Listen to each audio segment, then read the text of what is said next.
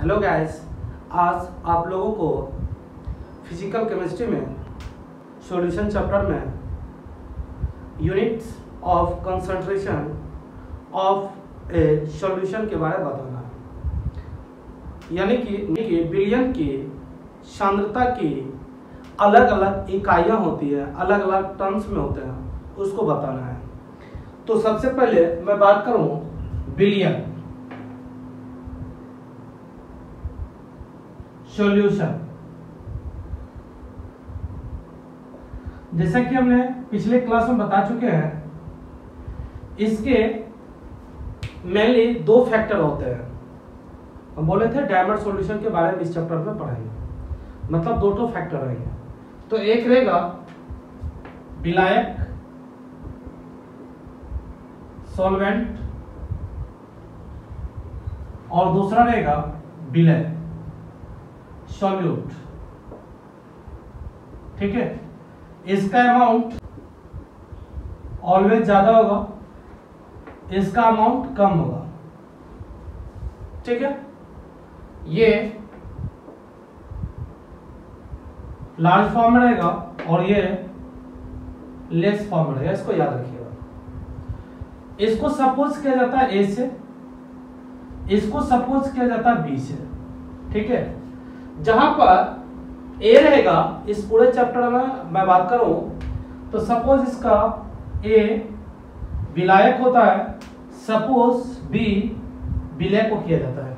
ठीक है, अब यदि विलायक की मात्रा हम अलग अलग निकालें, ग्राम में निकालें, ठीक है, ml में निकालें तो उसके हिसाब से लिखते हैं, मोल में निकालें, मोल फ्रैक्शन में निकालें तो उसके हिसाब से लिखते हैं। एक आपको देते हैं विलायक की मात्रा ग्राम में, तब विलायक की मात्रा ग्राम में लिखना है। ठीक है, यहां पर हो जाएगा WA, समझ में आ रहा? W ये वेट हो गया इसका और ए मतलब विलायक हो गया इसका। ठीक है, दूसरा विलय की मात्रा ग्राम में, इसको आप क्या लिखोगे?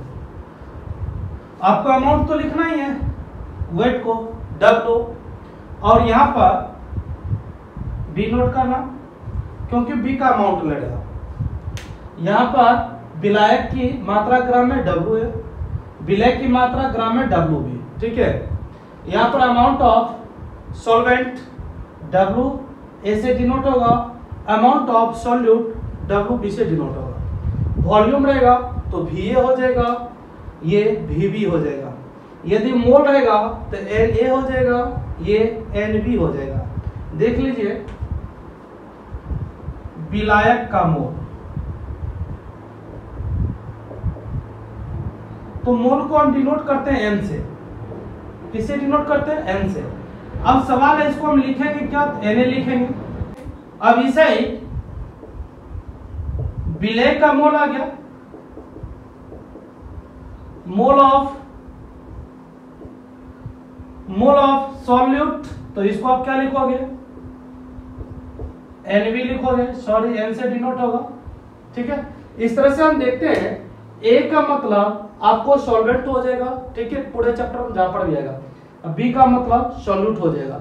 अब जो टर्म्स आएंगे उस टर्म में हम इसको यूज करेंगे। ठीक है, यदि टोटल हम विलयन का अमाउंट लेकर चले तो मैं इसको लिख सकता हूं विलायक प्लस विलय means of that A plus B। ग्राम होगा तो WA प्लस WB। ठीक है, ग्राम में यदि होगा तब इस तरह से हम यहां तक नोट कर सकते हैं, और ये पीछे क्लास में आपको बता दिए थे। ठीक है, आज आपको फिर से रिपीट इसीलिए करवा दिए ताकि आगे जो आपको विलयन की सांद्रता की इकाइयां बताएंगे, units of concentration of solution, उसमें जरा सा भी प्रॉब्लम नहीं होगा, इसलिए मैं आपको ये बताया हूं। ठीक है, तो आगे आपको इसी के आधार पर हमको अलग अलग टर्म्स यूज करना, राइट ना? सो गाइस, इसमें सबसे पहला वर्ड देखते हैं कंसंट्रेशन है, सांद्रता किसको बोलते हैं, इसको जानना मस्ट बी इंपॉर्टेंट, सबसे ज्यादा जरूरी है। यदि इसको आप जान जाते हो तो फिर आगे का टर्म बहुत ज्यादा इजी हो जाता है। तो नो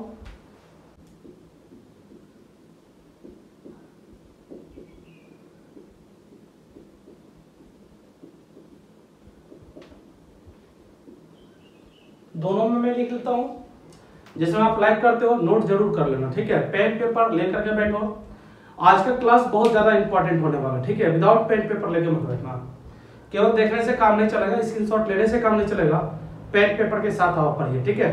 चलते हैं, इसका आप देखते हैं, the amount of solute, the amount of solute dissolved in per liter volume of solution or in per kg weight of solvent called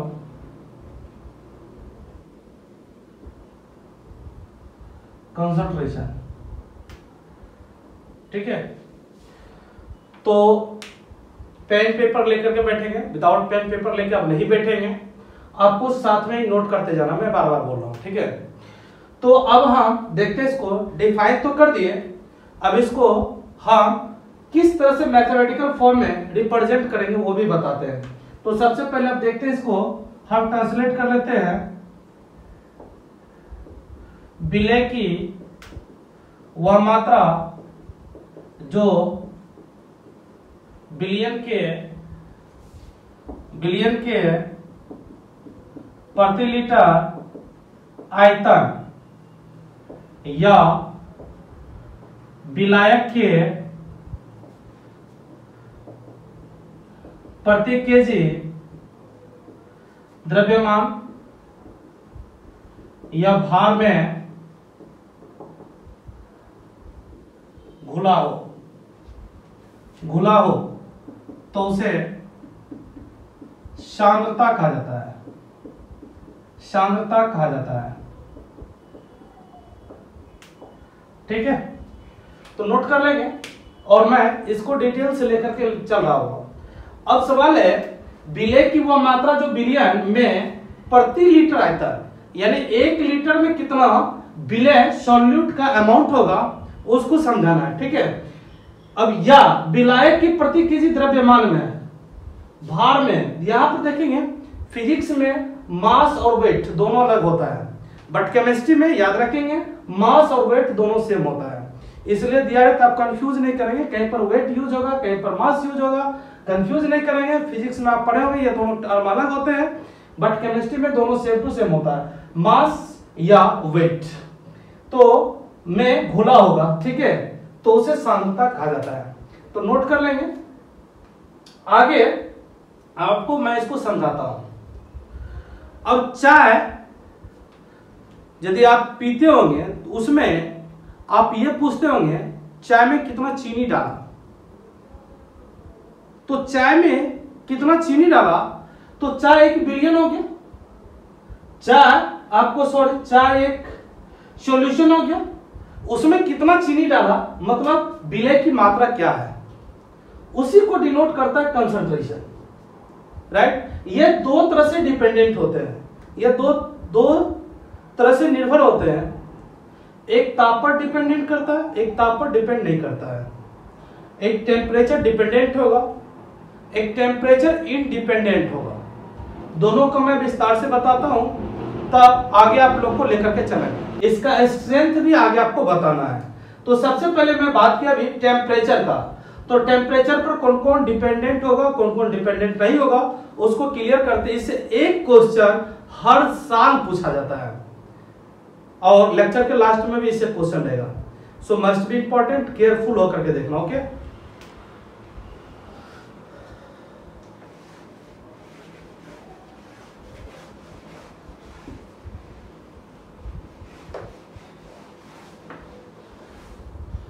यदि आप नोट कर लिए होंगे तो आगे देखेंगे यहां पर विलयन की सांद्रता किस पे डिपेंडेंट, टेम्परेचर डिपेंडेंट और टेम्परेचर इंडिपेंडेंट। तो मैं लिख देता हूं कंसंट्रेशन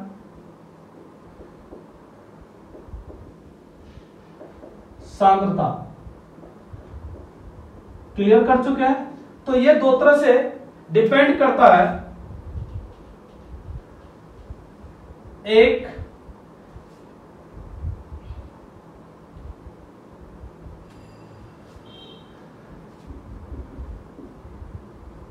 ताप पर निर्भर नहीं करता है, ठीक है, टेम्परेचर इंडिपेंडेंट, टेम्परेचर इंडिपेंडेंट। दूसरा हो जाएगा टेम्परेचर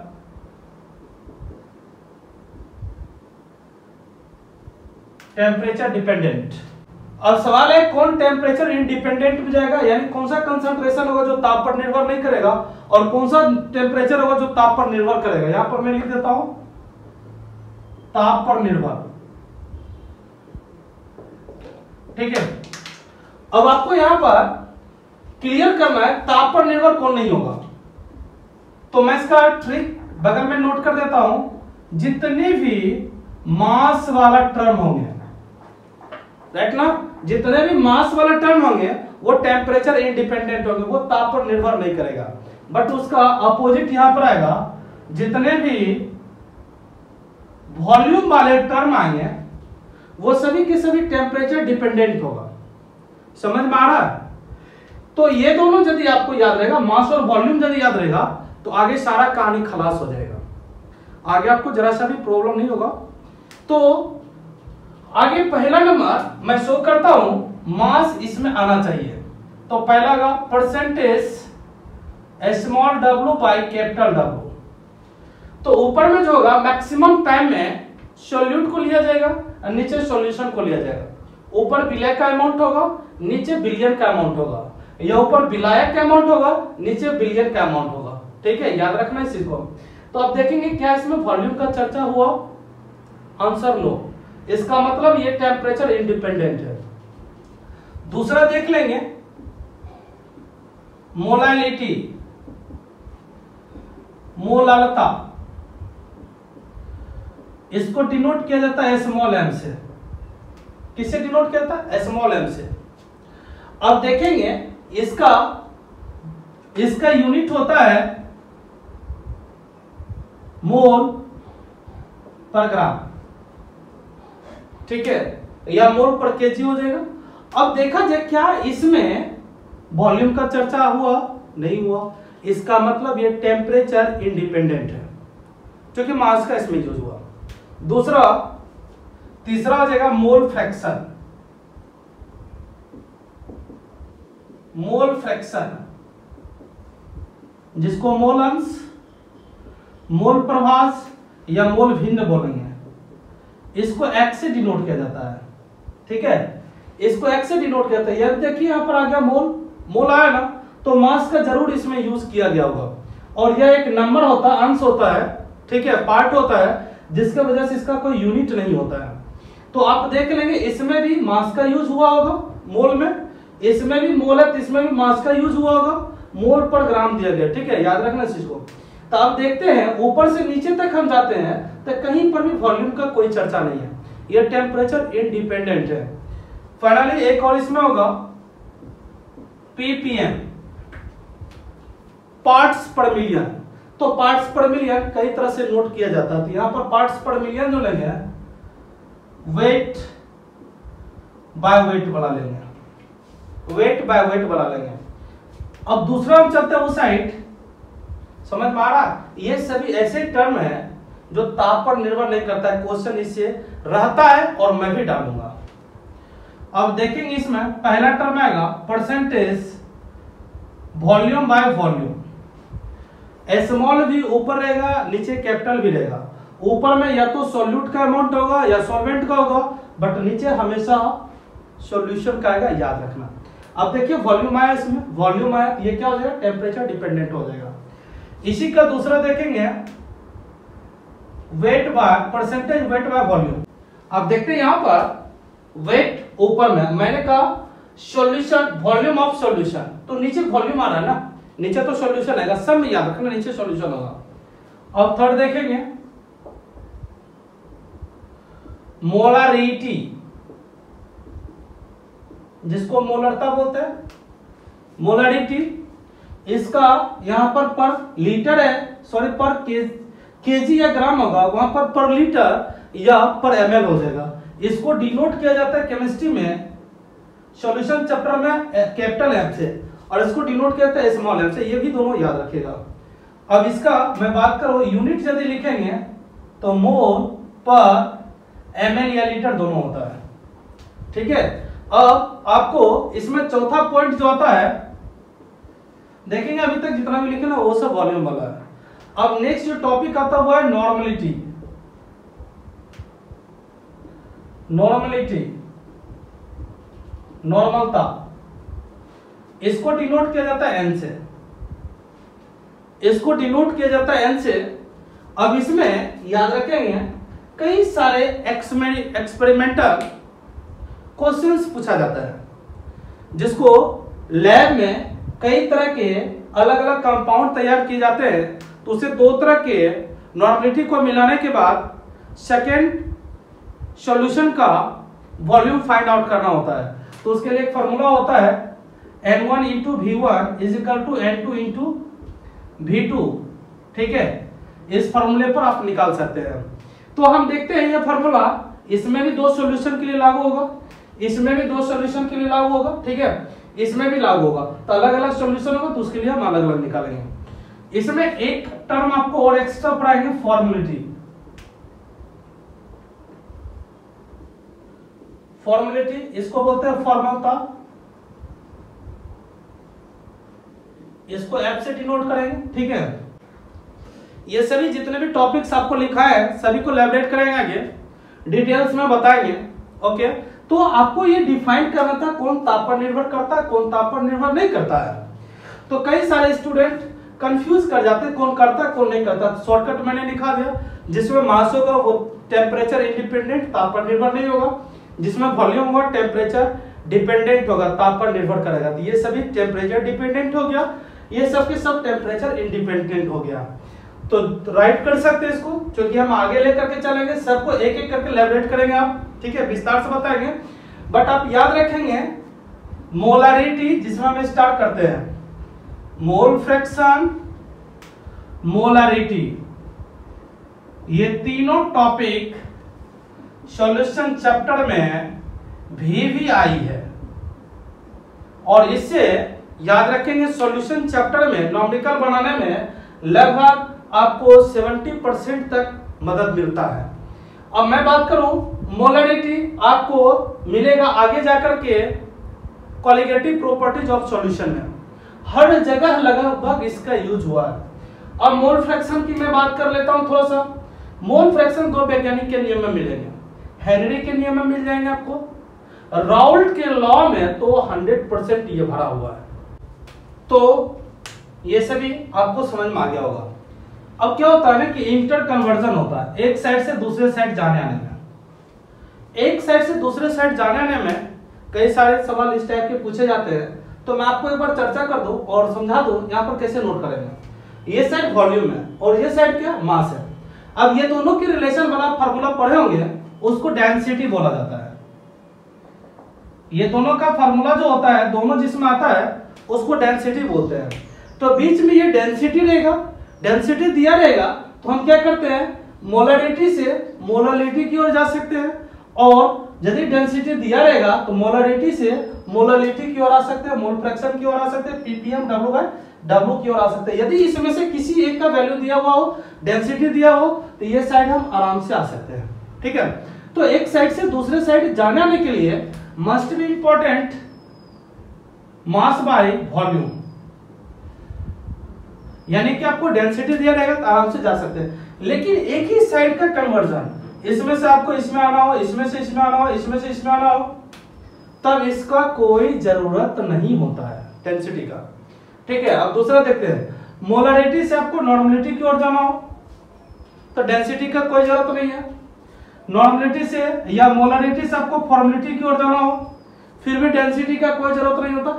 यानी हमारे कहने का मतलब है एक ही साइड का यदि इंटर कन्वर्जन करेंगे तो यानी कि एक ही साइड में एक दूसरे को परिवर्तन करेंगे तो डेंसिटी का कोई जरूरत नहीं है, क्योंकि एक ही साइड के लिए हम चलेंगे। वॉल्यूम का टर्म में सब वॉल्यूम के लिए लेंगे। अब दूसरा साइड यदि देखते हैं, यदि हम वॉल्यूम कोई साइड गायब कर दें तो केवल मास बचा, और ये सभी टर्म तो मास वाले हैं, तो मास वाले में तो वॉल्यूम ले नहीं सकते हैं क्योंकि ये टेम्परेचर इंडिपेंडेंट है, केवल मास का ही यूज करेंगे। इसलिए शायद आपको समझ में आ गया होगा कि एक साइड कन्वर्जन करने से हम डेंसिटी को अप्लाई नहीं करते हैं, लेकिन एक दूसरे साइड यदि कन्वर्जन करेंगे तो डेंसिटी को अप्लाई करना पड़ेगा। ठीक है, तो सबको समझ में आ गया होगा। तो अब आप इसको नोट कर लोगे तो बेहतर रहेगा पेन और पेपर पर, क्योंकि आगे हम फिर इसको विस्तार से समझाएंगे एक एक करके, राइट ना। तो लैबोरेट करेंगे, सबको अलग अलग उतार लेंगे।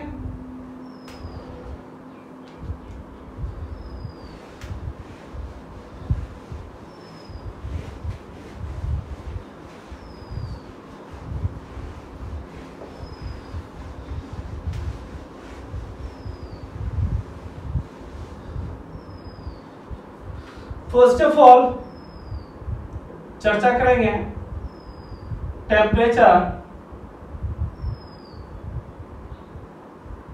इंडिपेंडेंट, ताप पर निर्भर नहीं। यानी जो टेम्परेचर इंडिपेंडेंट होगा तो उसमें कौन सा टर्म का यूज करेंगे, मास वाले टर्म का यूज करेंगे, राइट ना।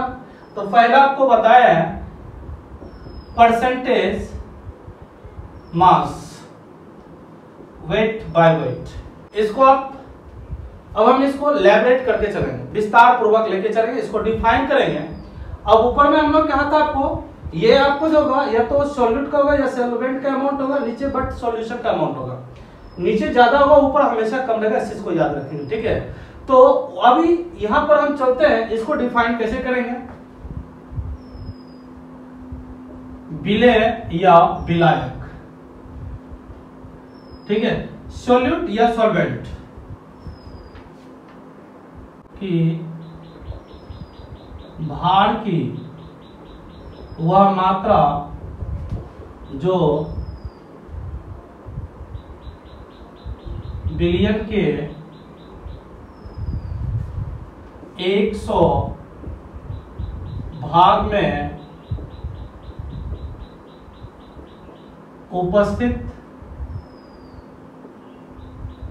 उपस्थित रहता है,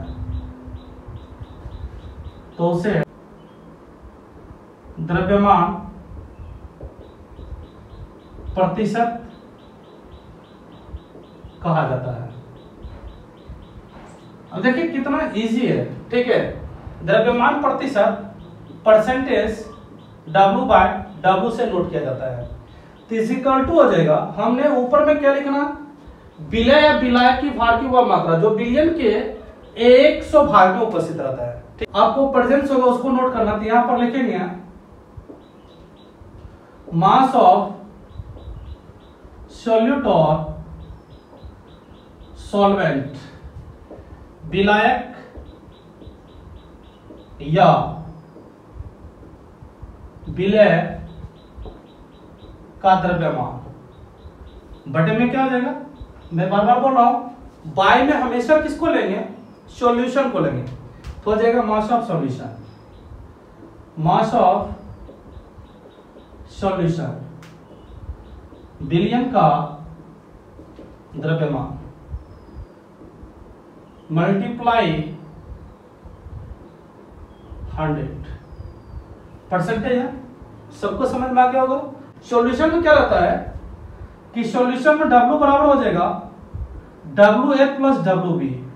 याद है पीछे के क्लास में भी जस्ट आपको बताए थे, यदि सॉल्यूशन का आपको वेट फाइंड आउट करना है तो सॉल्वेंट का वेट लेना पड़ेगा और सॉल्यूट का वेट लेना पड़ेगा, दोनों को मिला देंगे तो सॉल्यूशन का वेट निकल जाएगा। अब हम इसमें से एक एक करके इसको बना करके आपको दिखाते हैं। यदि आपको percentage of small W by capital W निकालना हो तो क्या करेंगे, weight of solvent, weight of solute by weight of solution, right ना। इसको नोट इनटू 100, तो नोट कैसे करेंगे,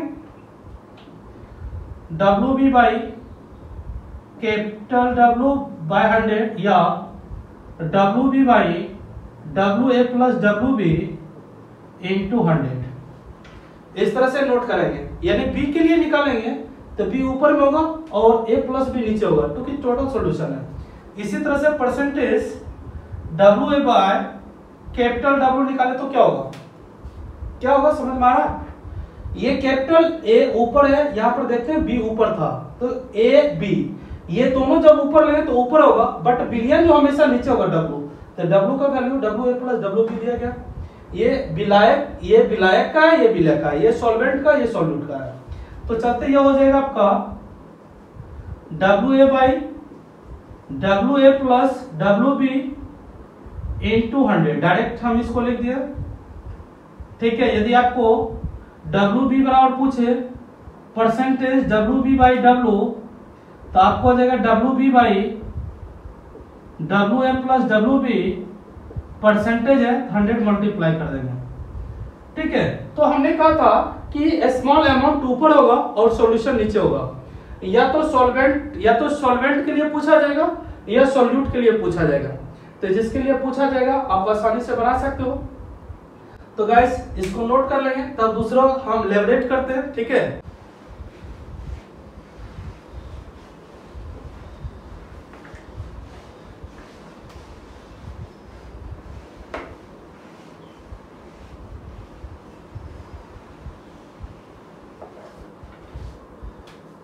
अब क्वेश्चन होगा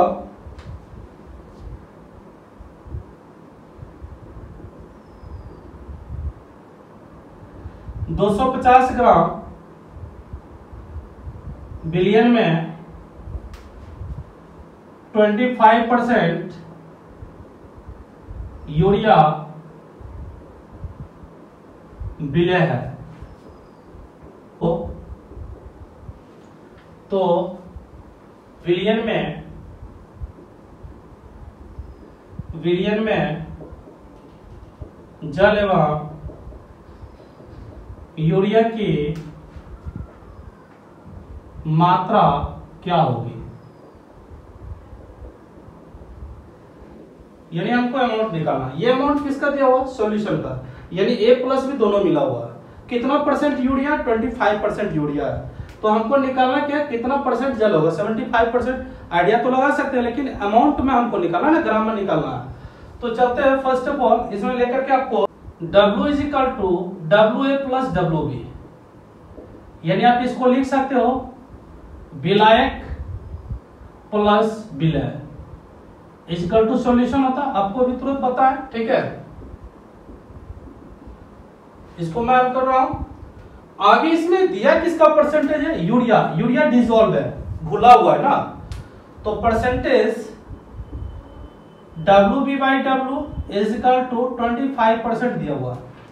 अमाउंट निकालना ना दोनों का, याद रखना इसको। तो हो जाएगा percentage capital small W B by capital W बराबर small W B by W A plus W B, right ना। अब इसका वैल्यू, ये टोटल का वैल्यू देखते हैं, क्वेश्चन में दिया हुआ कितना परसेंट है, 25% है। तो नोट करेंगे 25 is equal to W B by W A plus W B, ये सॉल्यूशन है। W A plus W B आपको क्वेश्चन में दिया गया 250 ग्राम, लुक एट। तो हम यहाँ पर रख देंगे 250 इंटू 100, ये दोनों क्रॉस हो जाएगा, जो क्वेश्चन में दिया गया उसको हमने लिख दिया। अब ये 5 से भी कटेगा, ये 2 हो जाएगा, ये 5 हो जाएगा। अब कोई नहीं कटेगा, दोनों को क्रॉस कर देंगे। 25 इंटू 5 बाई, ये मल्टी में साइड आके डिवाइड इज इक्वल टू 2 बराबर डब्ल्यू बी, ठीक है। 25 है, 125 बटा 2 बराबर डब्ल्यू बी, उसका हाफ करेंगे तो 62.5 ग्राम बराबर डब्ल्यू बी, यानी ये निकल गया यूरिया की मात्रा। कितना इजी है, बहुत ज्यादा इजी है, ठीक है। दो ठो है, कितना इजी, बहुत ज्यादा इजी है, दो ठो वैल्यू दे रहेगा, तीसरा निकालना है। अब आपको जस्ट अभी ऊपर में लिखे थे WA प्लस WB, तो सॉल्यूशन ए बराबर होता है WA प्लस WB। सॉल्यूशन देखिए क्वेश्चन कितना 250, यहाँ पर 250 कर देंगे। WA हमको निकालना जल की मात्रा है, WA प्लस WB यूरिया है, WB हमको निकल चुका है कितना 62.5। इधर प्लस इधर आके क्या हो जाएगा माइनस, ये हो जाएगा 250 माइनस 62.5 इक्वल टू W। यदि आप इसको माइनस करेंगे ये हो जाएगा 187.5 इज इक्वल टू WA। तो यानी WA जो निकला है वो क्या है, जल की मात्रा है, ठीक है। तो हम देखते हैं ये दोनों यदि परसेंटेज दिया रहेगा तो इस तरह से बनाना, परसेंटेज नहीं दिया रहेगा तो जोड़ करके आपको डिवाइड करके फॉर्मूला पर निकालना, ठीक है। तो इस क्वेश्चन को नोट कर लेंगे। एक और क्वेश्चन आपको बताते हैं जो बिल्कुल सीधा होगा, ठीक है।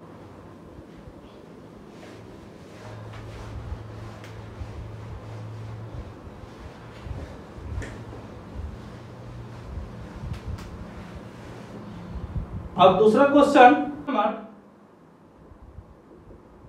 क्वेश्चन 2 यदि चलते हैं तो एक क्वेश्चन देते हैं 10 ग्राम ग्लूकोज को 150 ग्राम जल में घोला गया है, तो ग्लूकोज का द्रव्यमान प्रतिशत क्या होगा। यह ग्लूकोज का पूछ दिया जा सकता है या फिर आपको पूछ देगा जल का क्या होगा, दोनों का पूछा जा सकता है। तो बहुत सिंपल है, कुछ नहीं करना है। सबसे पहले तो आपको सॉल्यूशन इज इक्वल टू लिखना है सॉल्वेंट प्लस सॉल्यूट, यानी कि विलायक प्लस क्या चीज विलय। समझ में आ रहा। अमाउंट किसका ज्यादा है देखेंगे, जल का या ग्लूकोज का। जल का तो ये विलायक हो जाएगा, किसका कम है ग्लूकोज का तो वो विलय हो जाएगा। ए बी में फर्क आपको नजर आ रहा होगा।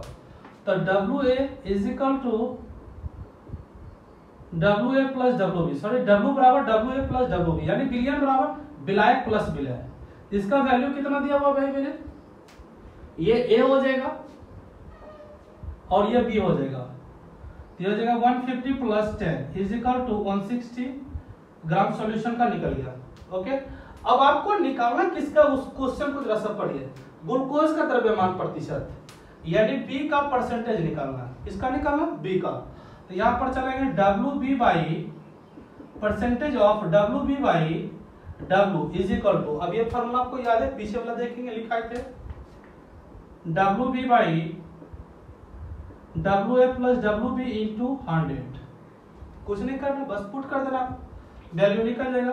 तो WB का वैल्यू देखेंगे आपको दिया गया, कितना दिया गया 10 gram by WA plus WB, अभी तुरंत जोड़े थे WA प्लस WB 160 इंटू 100, ये दोनों क्रॉस हो जाएगा, ठीक है। मल्टीप्लाई करेंगे तो 100 बाई 16 हो जाएगा। कैलकुलेट करेंगे तो इसका आ जाएगा 6.25, इतना परसेंट आएगा। यानी percentage WB by W is equal to 6.25%। तो ये इतना परसेंट है, तो आप बता सकते हैं जल कितना परसेंट होगा। सिंपल है, 100 में इसको माइनस कर देंगे तो वाटर का परसेंटेज निकल जाएगा, ठीक है। तो वाटर का परसेंटेज होगा 93.75%। तो समझ में आ गया होगा, ठीक है। तो इस तरह का क्वेश्चन परसेंटेज से रहता है। अब हम दूसरा लेबोरेट करेंगे मोलैलिटी को। फर्स्ट इसको डिफाइन कैसे किया जाएगा, सेकेंड इसका मोलरता, मोलैलिटी बहुत इजी है, सिंपल है, ये ग्राम में डिनोट होगा, ठीक है। लेकिन ये एक एक्सेप्शनली है, याद रखेंगे, बाय में बिलियन नहीं होगा, विलायक होगा, ठीक है।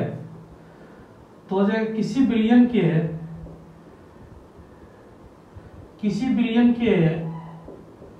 1 केजी विलायक में, देखिए किस में आ रही है, विलायक में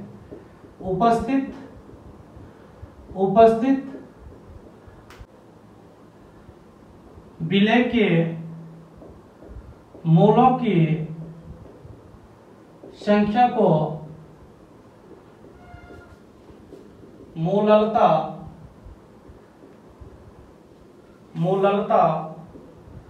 कहा जाता है, ठीक है।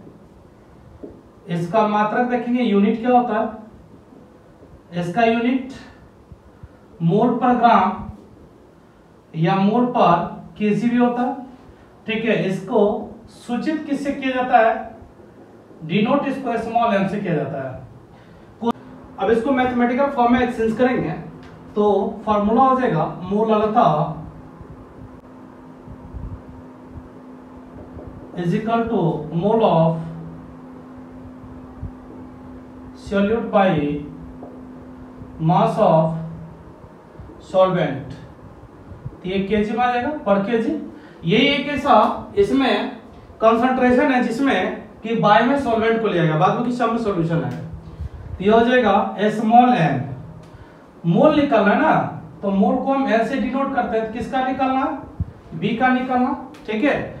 तो अब इसका फॉर्मूला आ जाएगा mass in gram bye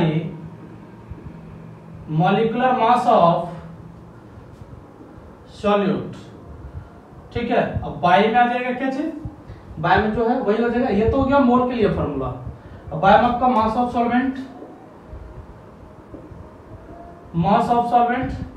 right. तो small m is equal to, हम इसको डिनोट b से करते हैं, मैं बार बार बोल रहा हूँ, सॉल्यूट को। तो यहाँ पर हम लिखेंगे WB by MB into 1 by, नहीं कुछ तो इसके लिए हम 1 बाई ले लेंगे, WA, क्योंकि ये सॉल्वेंट है तो WA हो जाएगा। अब इसको ग्राम में नोट किए, सॉरी ये केजी में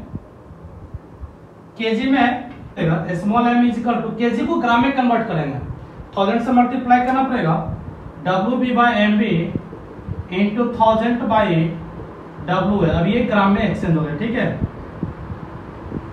तो ऐसा करते समझ गए होंगे, इससे रिलेटेड आप लोग को न्यूमेरिकल में बनवा रहा हूं, ठीक है। तो आप इसको नोट कर लेंगे, ओके। जितना भी आपको नोट करने बोला जाए सबको नोट करते हुए चलिए।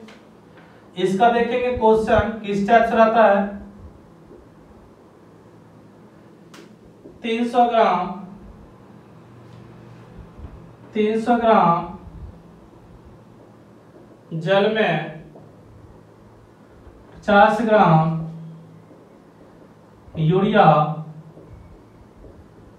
विलय किया गया है।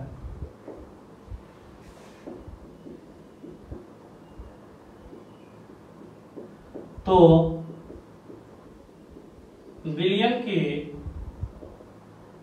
विलयन की सांद्रता मोल पर ग्राम में क्या होगा। तो सबसे पहले देखेंगे मोल पर ग्राम है, अभी जस्ट आपको बताएंगे मोल पर ग्राम जो होता है वो यूनिट होता है मोललिटी की, ठीक है। किसका होता है, मोललिटी का यूनिट मोल पर ग्राम या मोल पर केजी, आप इसको याद रखेंगे। अब यहां पर देखते हैं क्वेश्चन में क्या क्या दिया गया। अकॉर्डिंग टू क्वेश्चन जल का दिया गया, तो जल ए हो जाएगा, यूरिया क्या हो जाएगा, बी हो जाएगा, नहीं। तो यहां पर हम लिख सकते हैं WA बराबर 300 ग्राम, ज्यादा है तो वो ए हो जाएगा, WB बराबर कितना 50 ग्राम, क्लियर हो गया।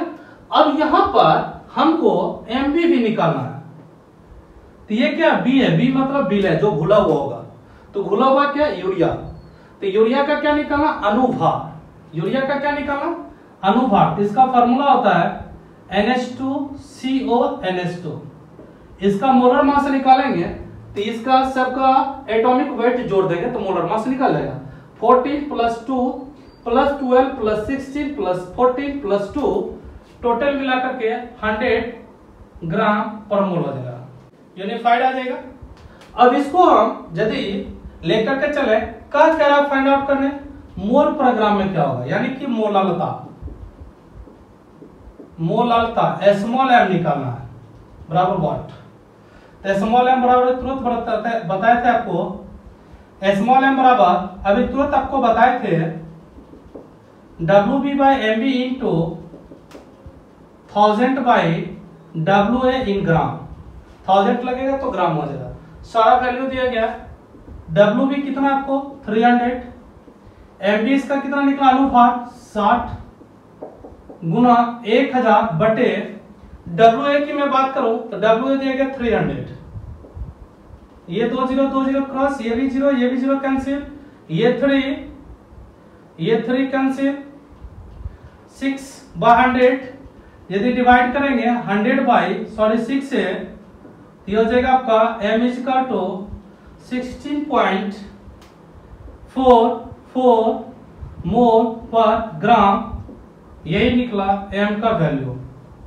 तो मैं ऐसा करता हूं कि आप समझ गया होंगे, ये वैल्यू कभी भी क्वेश्चन में नहीं दिया रहेगा, लेकिन आपको नाम दिया रहेगा तो उससे अनुपात निकालेंगे। तो मेरे पास क्या था, मेनली 2 वैल्यू था, तीसरा वैल्यू खुद से निकाले, उसका फार्मूला पर पुट कर दिया, कहीं कुछ नहीं, आप आसानी से इसको बना सकते हैं, ठीक है।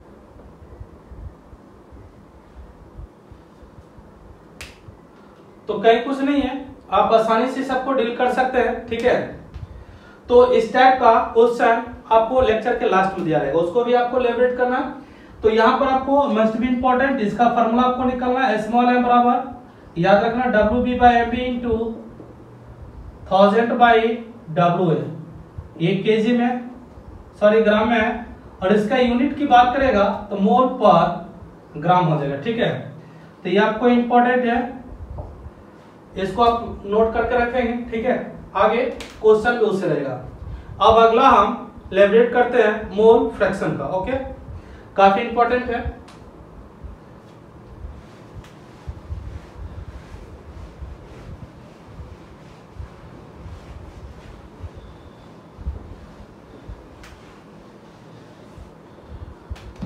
तो मोल फ्रैक्शन काफी इंपॉर्टेंट है, मैं बार बार बोल रहा हूं, फिर बोल रहा हूं, क्योंकि इसका यूज कई सारे साइंटिस्ट के लॉ में अप्लाई किया जाएगा। तो इसे पीछे वाला नोट कर लिए होंगे, टोटल को नोट करते हुए चले, बिना नोट किए हुए मत चले। तो आगे चलते हैं, मोल अंश, ये इसका दूसरा नाम है, मोल प्रभास, ये इसका तीसरा नाम है, मोल भिन्न, सबका एक ही डिनोट होता है x, और सबको एक ही चीज बोला जाता है मोल फ्रैक्शन, ठीक है। आप बोलते हैं किसको, बहुत ज्यादा इजी है। यहाँ पर आप देख रहे हैं अंश का मतलब हिस्सा होता है, अब भिन्न का मतलब भी वही होता है, कितना उसका पार्ट हो रहा उसी के हिसाब से हमको चलना। तो यहाँ प्रभास का भी मतलब वही, तो सबका मीनिंग सेम है। तो अब जैसे एक उदाहरण देते हैं आपको, एक घर में 3 भाई है, ठीक है, सबको एक एक अपना अपना हिस्सा लेना, तो कैसे करेगा, तो 1/3 1/3, यानी टोटल नीचे होगा और जिसको जितना लेना वो ऊपर रहेगा। सपोज दैट एक घर में 3 भाई है और उसको 2 पार्ट में डिवाइड करना है, तो कैसे लिखेंगे, जितना में डिवाइड करना है वो ऊपर रहेगा और जितना टोटल वो नीचे रहेगा, तो क्या हो जाएगा 2/3, नहीं, फिर लास्ट बचेगा 1/3। तो इस तरह से देखते हैं, इस तरह से कैलकुलेशन किया जाता है, टोटल हमेशा नीचे आएगा और जिसका निकालना वो हमेशा ऊपर रहेगा। समझ में आ गया होगा, ठीक है। जैसे पानी और चीनी को मिलाते हैं तो टोटल वाला नीचे आएगा, पानी का निकालेंगे तो पानी को ऊपर रखेंगे, चीनी का निकालेंगे चीनी को ऊपर रखेंगे, लेकिन टोटल हमेशा अमाउंट नीचे रहेगा, इसको याद रखना।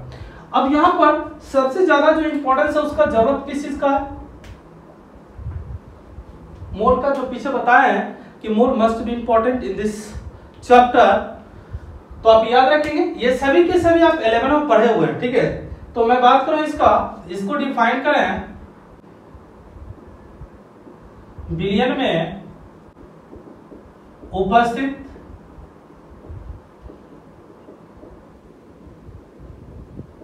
अवयव का मोल एवं विलयन के कुल मोल के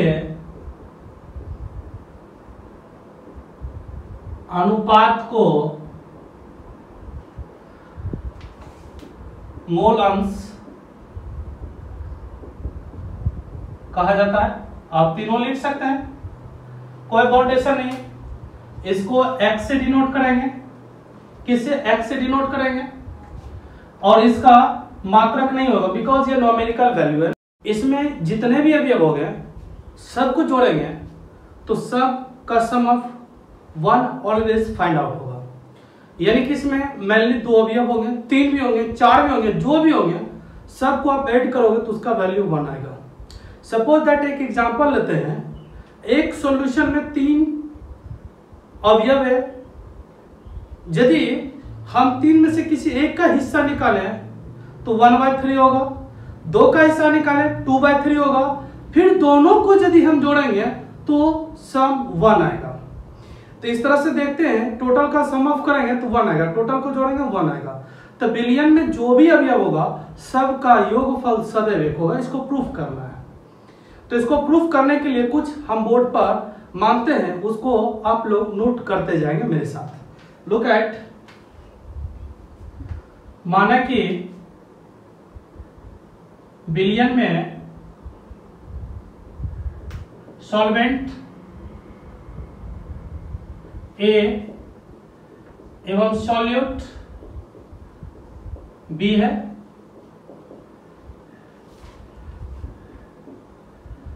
जिसका मोल यानी N क्रमशः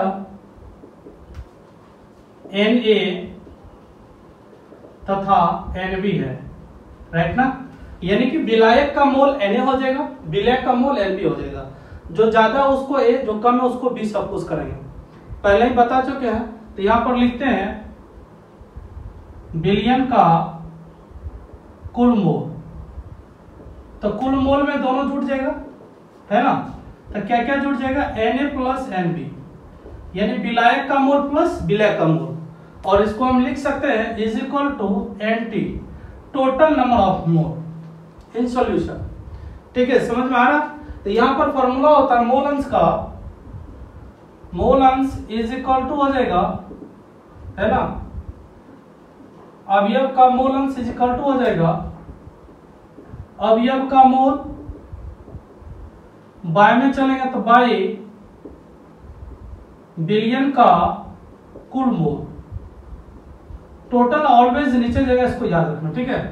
तो ये फॉर्मूला को हम अप्लाई करेंगे, मेरे लिए आपको यही फॉर्मूला याद रखना है। यहाँ पर लिखा अवयव का मोल अंश बराबर अवयव का मोल बटे विलयन का कुल मोल। यदि यहाँ पर लिखेंगे चीनी का मोल अंश, यहाँ अवयव है तो यहाँ पर देखिए अवयव आ गया। यदि चीनी का मोल अंश लिखे, मोल फ्रैक्शन शुगर का लिखे, तो यहाँ पर हो जाएगा शुगर का मोल बटे टोटल नंबर ऑफ सॉल्यूशन का मोल। यहाँ पर यदि लिखेंगे ग्लूकोज का मोल अंश, तो ग्लूकोज का मोल बटे विलयन का कुल मोल। यहाँ पर यदि हम लिखेंगे यूरिया का मोल अंश, तो यूरिया का मोल बटे विलयन का कुल मोल। यहाँ पर यदि हम लिखेंगे जल का मोल अंश, तो जल का मोल बटे विलयन का कुल मोल। यानी जिसका भी मोल अंश निकालना है उसका मोल ऊपर होगा और विलयन का हमेशा कहाँ रहेगा? नीचे। समझ में आ गया होगा? तो हम यहाँ पर लिखते हैं फर्स्ट ऑफ ऑल विलायक का मोल अंश, विलायक का मोल अंश इज इक्वल टू, यहाँ पर विलायक लिखे ना, तो क्या हो जाएगा? नॉमिनेटर में विलायक का मोल, मोल ऑफ सॉल्वेंट बाय विलयन का मोल, विलयन का मोल, मोल ऑफ सॉल्यूशन। ठीक है, इसको डिनोट किससे करते हैं? पहले ही बता चुके हैं, x से डिनोट करते हैं। मोल फ्रैक्शन को x से डिनोट करते हैं, x हो जाएगा। अब विलायक को आप किससे डिनोट किए? तो विलायक को देखिए a से डिनोट किए, तो x a हो जाएगा, a इज इक्वल टू, तो यहां पर विलायक का मोल यानी a का मोल क्या हो जाएगा? Na हो जाएगा, राइट कर सकते हैं। विलायक का मोल Na हो जाएगा। दूसरा विलयन का मोल कहता है ना, तो बिलियन का मोल यहाँ पर आप निकाले हो, उसको एनटी लिखेंगे, बाहर जगह एनटी, तो बराबर हो जाएगा Na बटे Na प्लस एनबी। इक्वेशन इसको हम फर्स्ट सपोज कर लेते हैं, राइट। अब सेकेंड दूसरा चलते हैं, आप इसमें दो ठो अवयव लिए, 3 भी ले सकते हैं, 4 भी ले सकते हैं, मैं फिर से रिपीट कर देता हूं, लेकिन 2 ही लिए, 2 काफी है, ठीक है। डायमंड ही सॉल्यूशन लेते हैं। यहां पर विलय किसको लिए, बी को लिए, ए का तो निकाल चुके हैं, बी का भी निकालते हैं। तो बी हो जाएगा विलय का मोल अंश इज इक्वल टू किसका मोल हो जाएगा भाई, विलय का मोल, क्योंकि यहां पर हम स्टार्ट में ही बोले थे अवयव का है तो अवयव हमेशा ऊपर होगा, विलयन हमेशा नीचे होगा। यहाँ पर अवयव विलायक लिए तो यहाँ विलायक आ गया, यहाँ विलय लिए तो यहाँ पर विलय आ जाएगा, बटे क्या हो जाएगा विलयन का मोल, यानी कि मोल of solute by mole of solution, ठीक है, समझ में आ रहा होगा, क्लियर ना। तो ये हो जाएगा X B is equal to N B, तो यहाँ पर एक्स बी, तो यहाँ पर एन बी, यहाँ पर एक्स है तो यहाँ पर एन है, राइट ना। बाय हो जाएगा टोटल, तो एन टी बराबर हो जाएगा एन बी बटा एन टी के स्थान पर आप क्या लिख सकते हो, N A plus N B right कर सकते हो, तो एन ए प्लस क्या चीज एन बी, इसको समीकरण सेकंड सपोज कर लेते हैं, राइट ना। अब दोनों को हम जोड़ते हैं, 180 इक्वेशन फर्स्ट एंड सेकंड, समीकरण 1 प्लस 2 करने पर यदि ऐड कर रहे हैं तो इस साइड वाले को और उस साइड वाले को दोनों को हम ऐड करेंगे, तो ये हो जाएगा X A plus X B is equal to, X A की बात करें तो एक्स ए यहां पर कितना दिया हुआ N A by N A plus N B, right, plus अब b के लिए हम क्या यूज करेंगे, b के लिए यूज करेंगे एक्स बी बराबर दिया हुआ है N B by N A plus N B, right. यहां तक क्लियर हो गया, ठीक है, समझ में आ रहा होगा यहां तक, दोनों इक्वेशन को हम जोड़ दिए। अब आगे क्या करते हैं, समीकरण 1 2 को जोड़ दिए हैं तो क्या क्या हुआ, X A plus X B, X A plus X B is equal to, दोनों का एलसीएम लेंगे, नीचे में दोनों सेम टू सेम टर्म है तो सेम टू सेम आ जाएगा N A plus N B. यदि हम ऊपर वाला यदि इसका कैलकुलेशन करेंगे तो यह हो जाएगा एन ए प्लस हो जाएगा एन बी, नीचे same to same denominator cut जाएगा N A plus N B. अब नीचे ऊपर देखेंगे सेम टू सेम आ गया कैलकुलेशन करने के बाद, तो कैलकुलेशन करने के बाद सेम टू सेम आ गया तो वन टाइम में कट जाएगा, therefore right now X A plus X B is equal to 1।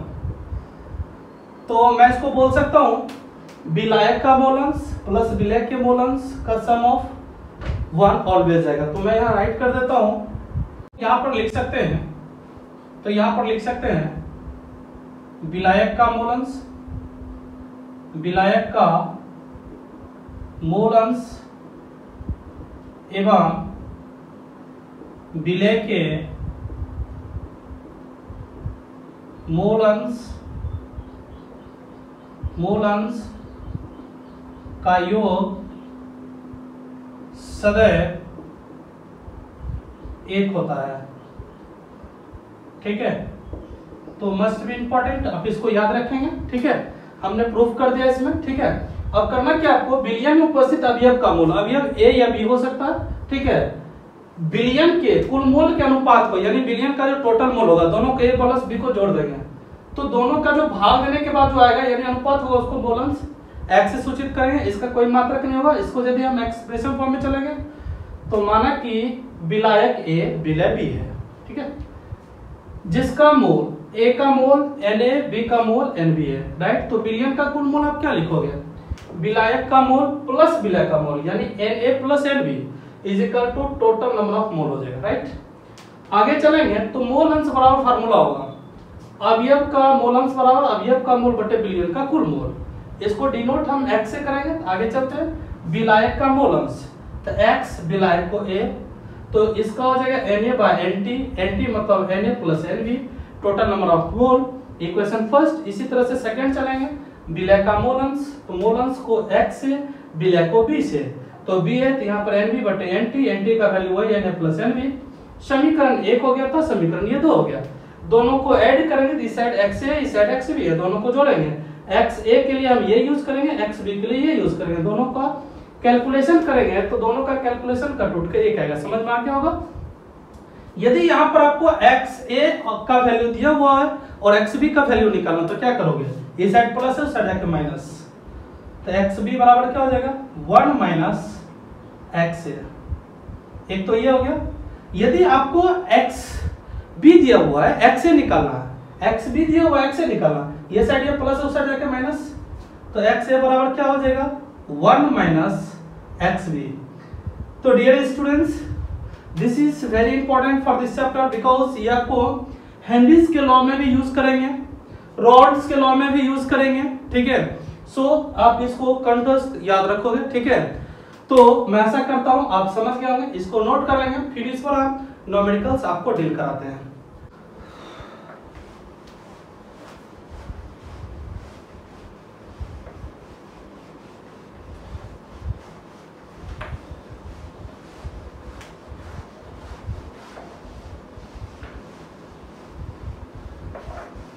Note कर लिए होंगे। मैं ऐसा करता हूं, आपको हम पीछे बताए थे सेम टू सेम डिपेंडेंट होगा तो उसमें डेंसिटी का कोई जरूरत नहीं होगा, लेकिन यदि हमको वॉल्यूम और मास में कंपैरिजन आ जाएगा तो उसको चेंज करने में डेंसिटी का बहुत ज्यादा जरूरत होता है।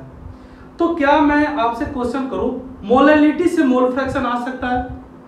जवाब होगा यस, बिकॉज ये दोनों सेम टू सेम डिपेंडेंट है। मोलैलिटी से मोल फ्रैक्शन भी आ सकता है क्योंकि ये दोनों सेम टू सेम डिपेंडेंट है। एक क्वेश्चन देते हैं फिर हम आगे उसको डील करें। क्वेश्चन, एक बिलियन ग्लूकोज एवं जल से बनाया गया है या तैयार किया गया है, प्रिपेयर्ड किया गया, जिसमें ग्लूकोज का मोल अंश, किसका, ग्लूकोज का मोल अंश दे देते 0.2 है, तो बिलियन की मोलालता क्या होगी? तो देखेंगे बहुत इजी है, आपको देखने में कुछ लगेगा कॉम्प्लेक्स टाइप का। मोल फ्रैक्शन दिया गया, मोलालिटी निकालना है, तो हमने स्टार्ट में ही कहा था सेम टू सेम डिपेंडेंट होगा तो उसमें दूसरा चीज का कोई जरूरत नहीं, आसानी से हो जाता है। तो लुक एट, यहां पर आपको दिया गया है ग्लूकोज का मोल अंश, तो एक्स ग्लूकोज मैं लिख सकता हूं, ग्लूकोज का मोल अंश इज इक्वल टू 0.2 दिया गया, राइट ना। तो इसका फॉर्मूला क्या हो जाएगा, x glucose is equal to, तो ये आपको बी के फॉर्म में है ना, जल ए हो जाएगा, जल ए हो जाएगा, ये बी हो जाएगा, विलय के फॉर्म में ये सॉल्यूट है, तो आ जाएगा एक्स ग्लूकोज, तो एन ग्लूकोज बाई बिलियन का कुल मोल। तो एनटी के बारे में तो आपको पता है, एनटी है ना, हम यहां पर लेते हैं, तो ये आपको फाइंड आउट होता है ग्लूकोज का मोल अंश दिया गया 0.2, तो is equal to n glucose by nt, right. तो एनटी 1 में होगा ना, दोनों मिलाकर के 1 मोल होगा टोटल, तो एनटी के स्थान पर हम 1 यूज कर सकते हैं, तो देयरफॉर एन ग्लूकोज